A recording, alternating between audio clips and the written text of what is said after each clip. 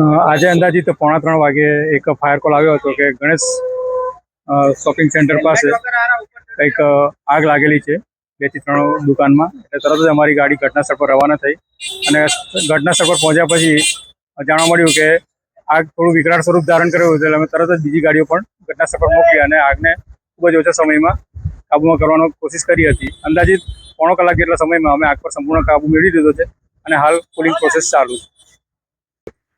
આજરોજ અંકલેશ્વર જીઆઈડીસી સ્થિત ગણેશ પાર્ક ખાતે પામ આઇલેન્ડ કેફેમાં શોર્ટ સર્કિટના કારણે ફાયર થયું હતું તેવું પ્રાથમિક ધોરણે જાણવામાં આવેલ છે.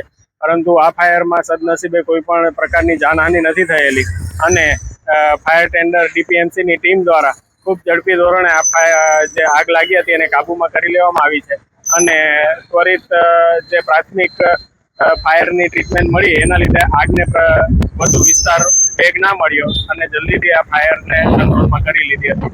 ફરીથી આમાં કોઈ જાનહાનિ નથી થઈ અને અંકલેશ્વરના તમામ ઉદ્યોગકારોને તેમજ વ્યાપારી મિત્રોને હું આજે આપના માધ્યમથી જણાવવા માંગુ છું કે પોતાની જે પણ કોઈ ધંધો રોજગાર કરતા હોય ત્યાં પ્રાથમિક ફાયર એક્સટિંગ્યુશર છે તેમજ અન્ય ફાયર સેફટીને લગતી સુવિધાઓ પોતાની સેફટી અને સલામતી માટે ઉપલબ્ધ કરે.